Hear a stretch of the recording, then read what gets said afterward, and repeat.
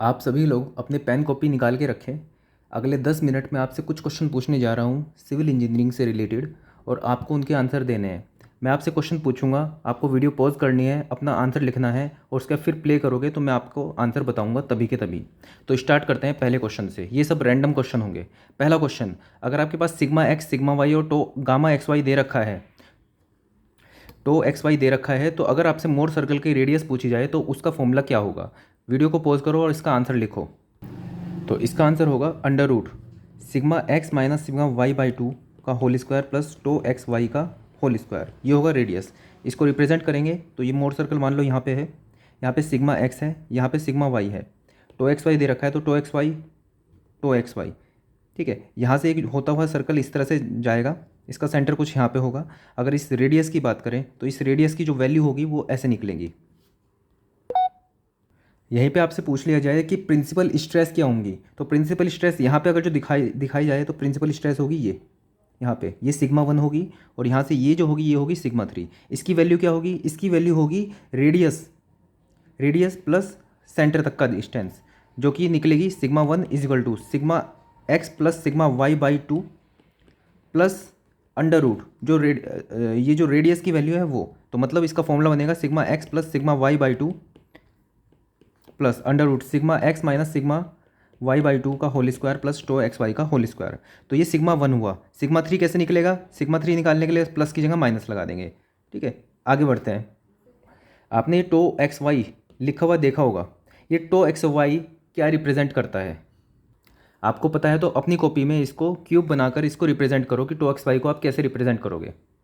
तो इसका आंसर है, जो एक्स रिप्रेजेंट करता है वो रिप्रेजेंट करता है कि नॉर्मल, एक्स जो है नॉर्मल है और वाई है डायरेक्शन। मतलब जिस प्लेन, कोई प्लेन है उसके परपेंडिकुलर जो है, मतलब अगर जो इस क्यूब में हम रिप्रेजेंट करना चाहें टू एक्स वाई को, तो मतलब एक्स जो है वो नॉर्मल है, मतलब इस प्लेन पे आएगा। देखो ये जो प्लेन है इसका जो नॉर्मल है वो एक्स है, तो मतलब टो एक्स वाई इस पे आने वाला है, लेकिन किस डायरेक्शन में आएगा, देखो वाई डायरेक्शन में आएगा, तो मतलब वाई डायरेक्शन में, तो टो एक्स वाई को हम ऐसे रिप्रेजेंट करेंगे। Similarly tau y x, tau z x, tau z y, इन सबको भी इस तरह से ही रिप्रेजेंट करेंगे। Question number three. अच्छा, पिछले से पिछले क्वेश्चन में आपसे पूछा था सिग्मा एक्स दिया हुआ है, सिग्मा वाई दिया हुआ है, टो एक्स वाई दिया हुआ है, तो जो मोर सर्कल की रेडियस है वो इससे रिप्रेजेंट की थी। अगर आपको स्ट्रेन, स्ट्रेन के टर्म में पूछ लिया जाए कि एक्स एप्सिलॉन एक्स दे रखा है, एप्सिलॉन वाई दे रखा है और गामा एक्स वाई दे रखा है, तब क्या होगी मोर सर्कल की रेडियस, तो उसमें आप क्या करोगे, सब चीज़ें तो सिग्मा एक्स की जगह एप्सिलॉन एक्स लिख दोगे, सिग्मा वाई की जगह एप्सिलॉन वाई रख दोगे, और टो एक्स वाई की जगह gamma x y by two रख दोगे। मतलब टो एक्स वाई चेंज हो जाएगा gamma x y by two, sigma x epsilon x की जगह आ जाएगा और सिग्मा वाई की जगह आ जाएगा epsilon y. Next question. Next question ये है कि आपसे पूछा जाए कि ये सब क्रॉस सेक्शन आपको दिए हैं तो आपको शेयर स्ट्रेस का डायग्राम ड्रॉ करना है। तो ड्रॉ करो इसको अपनी कॉपी में, रेक्टेंगल, सर्कल, ट्रायंगल और ये डायमंड। तो अब हम ड्रॉ करते हैं इसको। सेंटर लाइन से ये आ जाता है पैराबोलिक, यहाँ पे भी पैराबोलिक आएगा, ट्रायंगल में भी पैराबोलिक आएगा, और इसके अंदर जो आएगा वो आएगा कुछ इस तरह से। ठीक है, अब इनकी वैल्यू देख लेते हैं। रेक्टेंगल के केस में जो मैक्सिमम वैल्यू होती है टो मैक्स, वो होती है 3/2 टो एवरेज। देखो यहाँ पे भी समझ सकते हो कि टो एवरेज, एवरेज से ज़्यादा, मैक्सिमम वैल्यू हमेशा ज़्यादा होती है, तो 3/2 क्या है 1.5, मतलब एवरेज वैल्यू से 1.5 गुना ज़्यादा। सर्कल की बात करें तो ये होती है tau max equal to 4/3 tau average. Next, triangle की बात करें तो इसके अंदर दो जगह पे हम देखते हैं, एक तो बिल्कुल मिडल, मिडल मतलब मान लो ये टोटल एच है, डिस्टेंस हाइट जो है इसकी एच है, तो एच बाई टू पे आएगी maximum tau max, tau max जो कि होगी 3/2 टो एवरेज। लेकिन जो न्यूट्रल एक्सिस है, न्यूट्रल एक्सिस कहाँ पे होगी, एच बाई थ्री, और एच बाई थ्री पे जो होगी ये टो की वैल्यू जो होगी वो होगी 4/3 टाइम्स ऑफ टो एवरेज। ठीक है, आगे बढ़ते हैं। इस केस में जो ये बीच में आएगा इस जगह पे, यहाँ पे आएगी टाउ एवरेज और इस जगह पे आएगी टाउ मैक्स, टाउ मैक्स। अब ये टाउ मैक्स की वैल्यू जो होगी वो होगी 9/8 टाउ एवरेज। ठीक है, अच्छा ये कितनी डिस्टेंस पे होगी, अगर ये एच है तो ये जो h/4 डिस्टेंस पे यहाँ पे टाउ मैक्स की वैल्यू आएगी। अच्छा एक और चीज़, यहाँ पे वैल्यू जीरो है, यहाँ पे मैक्सिमम है, तो कहीं पे तो टाउ एवरेज भी होगा। तो अगर पूछ लिया जाए टाउ एवरेज कहाँ पे आता है, तो मान लो ये पूरी डिस्टेंस है r, तो r/2 पे टाउ एवरेज आएगा, टाउ एवरेज की वैल्यू ऐसे ही रेक्टेंगल में पूछ ली जाए कि यहाँ पे 0 है, यहाँ पे मैक्सिमम, कहीं पे तो टाउ एवरेज आई होगी, तो टाउ एवरेज की वैल्यू जो आती है ये आती है यहाँ से डिस्टेंस, मान लो ये टोटल डिस्टेंस है d, तो d बाई 2√3। और ये 2√3 वाली टर्म आपको बहुत ज़्यादा देखने को मिलेगी, तो कभी √3√2 मत कर देना, ये 2√3 आपको देखने को मिलेगी, याद कर लो इसको। आगे बढ़ते हैं नेक्स्ट। अच्छा, इसमें अगर जो न्यूमेरिकल आ गया कि न्यूमेरिकल वैल्यू आपको निकालनी पड़ जाए तो कैसे करोगे, तो आपसे पूछा है कि टॉ मैक्स की वैल्यू निकाल दो आप। तो टॉ मैक्स की वैल्यू निकालने के लिए आप 3/2 करोगे टॉ एवरेज से, ठीक है। अब टाउ एवरेज क्या है, तो टाउ एवरेज निकालने के लिए क्या करोगे, टाउ जो है वो है स्ट्रेस होती है फोर्स पर यूनिट एरिया। तो टाउ शेयर स्ट्रेस है, तो शेयर फोर्स लेंगे तो V अपॉन एरिया क्या होगा, एरिया जो होगा total area B into D. तो ये जो आएगी हमारे पास टाउ एवरेज आएगी, इसको 3/2 से मल्टीप्लाई कर देंगे तो टाउ मैक्स आ जाएगा। सिमिलरली जैसे ये है, तो इसके अंदर हम क्या करेंगे, शेयर स्ट्रेस जो शेयर स्ट्रेस आएगी V अपॉन एरिया क्या लेंगे πr², उसको 4/3 से मल्टीप्लाई कर देंगे तो टॉ मैक्स आ जाएगा। सिमिलरली इसकी बात करें तो टॉ एवरेज इसमें क्या आएगा, टॉ मैक्स क्या आएगा, टॉ मैक्स आएगा 4/3 इंटू टाउ एवरेज के लिए क्या करेंगे V अपॉन एरिया क्या होगा half into B into H, इसका एरिया। सिंपल, न्यूमेरिकल भी आप सोल्व कर दोगे। आगे बढ़ते हैं। आपको 2 सेक्शन दिए हैं, एक है सर्कुलर सेक्शन और एक है रेक्टेंगल सेक्शन या स्क्वायर सेक्शन। आपसे पूछा जाए कि टॉर्जन के केस में कौन सा सेक्शन ज़्यादा एफिशिएंट है, दूसरा आपसे पूछा जाए बेंडिंग के केस में कौन सा सेक्शन ज़्यादा एफिशिएंट है। तो टॉर्जन वाले केस में, टॉर्जन मतलब बीम ऐसे लगा दिया, एक में सर्कुलर बीम लिया और एक में रेक्टेंगुलर बीम लिया, अगर हम टॉर्जन दे रहे हैं तो कौन ज़्यादा टॉर्क झेल पाएगा, तो इसका आंसर होगा सर्कल वाले केस में, मतलब टॉर्जन वाले केस में सर्कुलर सेक्शन ज़्यादा एफिशिएंट होगा। और अगर बेंडिंग की बात करेंगे, अगर जो इस तरह से रखा है, एक बार सर्कुलर सेक्शन रखा है और एक बार रखा है रेक्टेंगल सेक्शन, तो बेंडिंग के केस में रेक्टेंगुलर सेक्शन ज़्यादा एफिशिएंट होगा।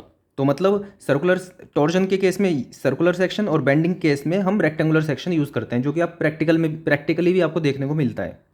नेक्स्ट क्वेश्चन है आपके सामने कि आपके पास 4 केस दिए हैं। पहला केस कि आपके पास लोड लगा है, point load P, L length है इसकी टोटल, तो आप यहाँ पे क्या करो, आप यहाँ पे डिफ्लेक्शन बता दो डेल्टा।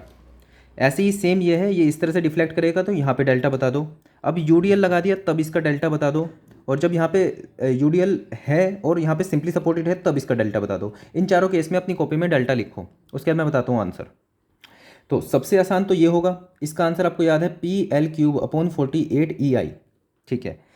अच्छा, ये भी आपको याद होगा, ये होता है 5/384 W अगर जो है WL⁴/EI, ये दोनों याद होते हैं। इनसे यहाँ पे कैसे पहुँचना है, ऐसे समझो, देखो यहाँ पे 5/384 है, तो जब इससे हम पहुँचते हैं तो देखो यहाँ पे सपोर्ट पे जो है यहाँ पे फिक्स्ड बीम है, तो क्या होगा कि यहाँ पे जो डिफ्लेक्शन होगा बीच वाला ये कम होगा, यहाँ पे फ्रीली डिफ्लेक्ट कर पा रहा है, यहाँ पे डिफ्लेक्ट नहीं कर पा रहा फ्रीली, तो मतलब यहाँ पे जो डिफ्लेक्शन होगा डेल्टा यहाँ पे होगा कम। तो यहाँ पे 5 लिखा है ना, तो इस केस में जो डेल्टा आ रहा है यहाँ पे डेल्टा/5 होगा।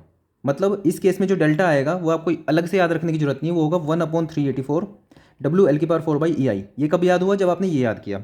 ऐसे ही आगे चलो, यहाँ पे 1/5 हुआ, ऐसे ही इस केस में डेल्टा अगर जो है तो यहाँ पे थोड़ा कम होगा, तो इसलिए यहाँ पे डेल्टा है तो यहाँ पे डेल्टा/4। ये कैसे याद रहा, यहाँ पे डेल्टा/5 किया था, यहाँ पे डेल्टा/4, तो मतलब इस केस में जो डेल्टा होगा वो क्या होगा PL³/48 EI, ये हमें याद है, इसको 1/4 कर दो, सिंपल आंसर। चलो कुछ और चीज़ पूछते हैं आपसे इससे। मान लो यहाँ पे W लगा हुआ है लोड दोनों केस में, तो इस जगह पे यहाँ पे कॉर्नर पे बेंडिंग मोमेंट क्या होगा, यहाँ पे बेंडिंग मोमेंट क्या होगा, और यहाँ पे बेंडिंग मोमेंट के बाद अगर मान लो, चलो आप सिर्फ पहले इतना लिख दो कि आप इसका बेंडिंग मोमेंट डायग्राम ड्रॉ कर दो और बताओ यहाँ पे कितना बेंडिंग मोमेंट होगा और सेंटर पे कितना होगा, और इसमें यहाँ पे और यहाँ पे कितना बेंडिंग मोमेंट होगा। सो अब मैं ड्रॉ कर देता हूँ, क्या होगा, इसका बेंडिंग मोमेंट डायग्राम होगा कुछ इस तरह से, और इसका बेंडिंग मोमेंट कुछ डायग्राम होगा ऐसे। यहाँ पे कॉर्नर्स पे जो बेंडिंग मोमेंट की वैल्यू होगी वो 0 होगी, क्योंकि यहाँ पे हिंज है, मतलब यहाँ पे कोई इसको घूमने से नहीं रोक रहा है, इसका मतलब बेंडिंग मोमेंट यहाँ पे लगा ही नहीं। यहाँ पे ये घूमने से रोक रहा है, क्योंकि ये देखो यहाँ पे जो डिफ्लेक्शन होगा और यहाँ पे जो एंगल है मतलब जो एंगल है वो एंगल यहाँ पे नहीं आ रहा है, इसका मतलब यहाँ पे बेंडिंग मोमेंट लगा है, तो यहाँ पे देखो बेंडिंग मोमेंट की वैल्यू है, और यहाँ पे नेगेटिव वैल्यू है, यहाँ पे नेगेटिव वैल्यू है और यहाँ पे है 0। अच्छा, ये सबको पता है ये कितना होगा, WL²/8। अब इसको समझो कि ये जो, अब इसको टोटल देखोगे ना तो ये टोटल होगा WL²/8, लेकिन तब यहाँ पे जो होगा ये WL²/8 से कम होगा। अच्छा, ये जो है ये वाला कितना होता है, तो यहाँ पे WL²/8 आया, यहाँ पे आया 0, ठीक है। इस जगह पे जो बेंडिंग मोमेंट आएगा वो आएगा WL²/12, और यहाँ पे कितना आएगा, यहाँ पे आएगा WL²/24। यहाँ पे माइनस का आएगा क्योंकि नेगेटिव है, यहाँ पे पॉजिटिव का आएगा। होगिंग है यहाँ पे और यहाँ पे है सैगिंग। अभी जैसे मैंने बताया था ये टोटल जो था वो WL²/8 था, ये टोटल यहाँ पे भी WL²/8 रहेगा। देखो जोड़ के देखो, 12 WL²/12 प्लस WL²/24, ये WL²/8 ही आने वाला है। आगे बढ़ते हैं। अच्छा एक और चीज़ कि यहाँ से डिस्टेंस कितना होगा इसका, तो आपको अभी मैंने रेक्टेंगल वाले की जगह आपको याद कराया था L/2√3, ठीक है। तो यही चीज़ याद रखो कि यहाँ से यहाँ तक की जो डिस्टेंस होती है वो L/2√3 होती है। टोटल लेंथ अगर जो L है तो यहाँ से यहाँ तक की होगी L/2√3, इसको यहाँ से माइनस करेंगे तो आंसर आ जाएगा। और वैल्यू में अगर जो आप इसको याद रखना चाहो तो 0.211 L इसकी वैल्यू होती है। आगे बढ़ते हैं। नेक्स्ट क्वेश्चन आपसे पूछा है कि जैसे आपके पास ओवर हैंगिंग बीम दे दिया, यहाँ पे इसके ऊपर इस तरह से लोड लगा हुआ है, तो आप मुझे ये बता दो कि अगर इतनी लेंथ की वैल्यू L है, इतनी की A है, यहाँ पे A है, तो आप मुझे ये बता दो A और L में क्या रिलेशन होगा। अगर ये हमें मोस्ट एफिशिएंट सेक्शन बनाना है, मोस्ट एफिशिएंट सेक्शन कब होता है कि यहाँ पे कुछ होगिंग आएगी और बीच में कुछ सैगिंग आएगी, तो होगिंग आएगी और सैगिंग आएगी, ठीक है। जब होगिंग और सैगिंग बराबर हो जाती है उस टाइम पे ये मोस्ट इकोनॉमिक सेक्शन होता है। तो उस केस में A और L में क्या रिलेशन होगा, आप मुझे बस इतना बता दो। तो उस केस में जो आंसर होगा आपका वो होगा A और L में रिलेशन जो होगा A=L/2√2। अच्छा यहाँ पे ये पूछ लिया जाता है कि अगर जो ये L ये ना दे के ये टोटल L पूछ लिया जाता, अब पूछ लेते हैं कि A और L में रिलेशन बता दो, तो उसमें आप क्या करोगे, A=L/2√2+1 ये कर दोगे आप। अब कई बार आपको याद करने में दिक्कत हो जाती है कि L के केस में ये √2 लेना है या किसके केस में, तो सिंपल इसको सिंपल ऐसा करो, L को लिख लो L=A2√2 और L को लिखो L=A2√2+1, सिंपल। अब ये देखो L बड़ा है कि डबल, ये बड़ा L बड़ा है, ठीक है। ये जो L है ये बड़ा है, इसका मतलब यहाँ पे बड़ी टर्म आएगी, तो यहाँ पे √2+1 आया, यहाँ पे सिर्फ √2 आया। इसकी वैल्यू याद रख लो दोनों की, सिंपल। एक केस में सिर्फ √2 है, 2√2 है, दूसरे में 2√2+1, ये अंदर ब्रैकेट में यहाँ पे है। नेक्स्ट क्वेश्चन है कि अगर हमारे पास सिलेंडर है कोई और उसके अंदर इंटरनल प्रेशर P है, उसका डायमीटर D है और उसकी जो थिकनेस है T है, होलो सिलेंडर है मान लो, तो उस केस में सिग्मा हुप क्या होगा, सिग्मा लॉन्गिट्यूडनल क्या होगा। दूसरा स्फीयर अगर हमारे पास है उसके अंदर P जो है इंटरनल स्ट्रेस है, उसका डायमीटर D है और उसकी जो थिकनेस है बाहर की चादर की वो है T, ठीक है। तो उस केस में सिग्मा हुप क्या होगा, सिग्मा लॉन्गिट्यूडनल क्या होगा, ये आपको बताना है। अपनी कॉपी में लिखो अभी। तो सिलेंडर के केस में सिग्मा हुप जो होता है वो होता है PD/2T और लॉन्गिट्यूडनल होता है PD/4T। सिग्मा हुप और सिग्मा लॉन्गिट्यूडनल सेम होता है स्फीयर के केस में, sigma hoop sigma longitudinal PD/4T।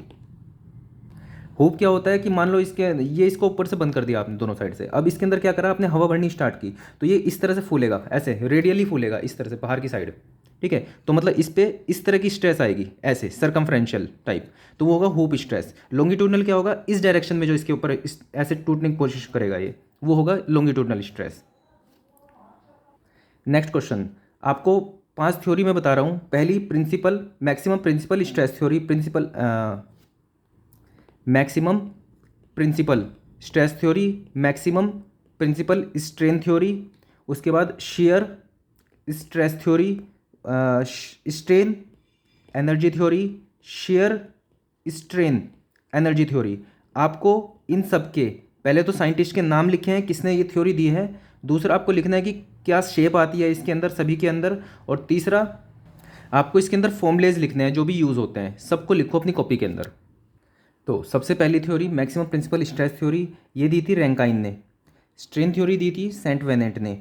Share stress theory जो दी थी वो दी थी ट्रेस्का कूलम गेस्ट ने, ये दी थी सेंट वेनेंट ने, ठीक है। स्ट्रेन एनर्जी थ्योरी ये दी थी बेल्ट्रामी हाइग ने, और ये लास्ट वाली दी थी von Mises, Hencky von Mises ने, ठीक है। इनके अंदर जो फॉर्मूले यूज़ होते हैं वो ये होते हैं कि देखो प्रिंसिपल स्ट्रेस थ्योरी का मतलब ये है कि जो प्रिंसिपल स्ट्रेस है वो क्या होती है, σ1 σ3।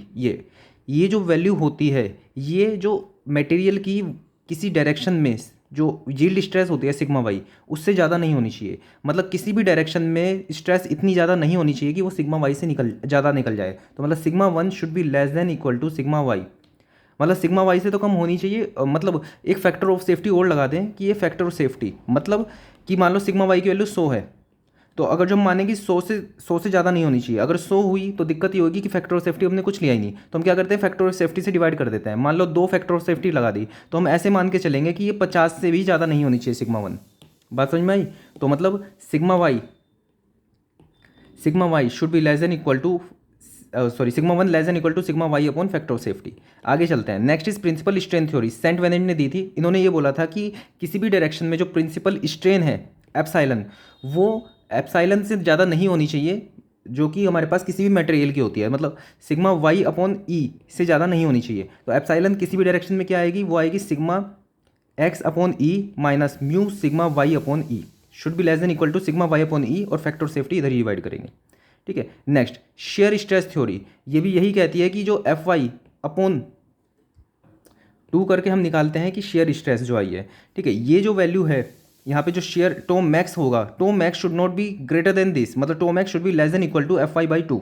और टो मैक्स कैसे निकालते हैं हम? टो मैक्स निकालते हैं sigma principal 1 minus sigma principal 2 upon 2, मतलब मैक्सिमम माइनस मिनिमम बाई 2। तो sigma 1 minus sigma 3 by 2 should be less than equal to F Y by 2। आगे चलते हैं। स्ट्रेन एनर्जी थ्योरी, ये बेल्ट्रामी हाइट ने दी थी। ये बोलती है कि जो स्ट्रेन एनर्जी हमारे पास है अलग अलग डायरेक्शन में, मतलब अलग अलग फोर्सेस से मिलके, मतलब जैसे ये हमारे पास होती है, यहाँ पे सिग्मा एक्स लग रहा है, यहाँ पे सिग्मा वाई लग रहा है, यहाँ पे एप्सिलॉन लग रहा है, गामा लग रहा है, इसके अंदर टाउ लग रहा है। तो इन सब से मिलके किसी एक डायरेक्शन में मैक्सिमम स्ट्रेन एनर्जी आ जाती है। वो ज़्यादा नहीं होनी चाहिए कि अगर जो हमारे पास सिर्फ यूनी एक्सियल डायरेक्शन में हमारे पास कोई फोर्स लग रही है, उसकी वजह से जो एनर्जी आ रही है। तो अगर हम इसको याद रखने की कोशिश करें, देखो स्ट्रेन एनर्जी जो होती है वो होती है हाफ सिग्मा एप्सिलॉन।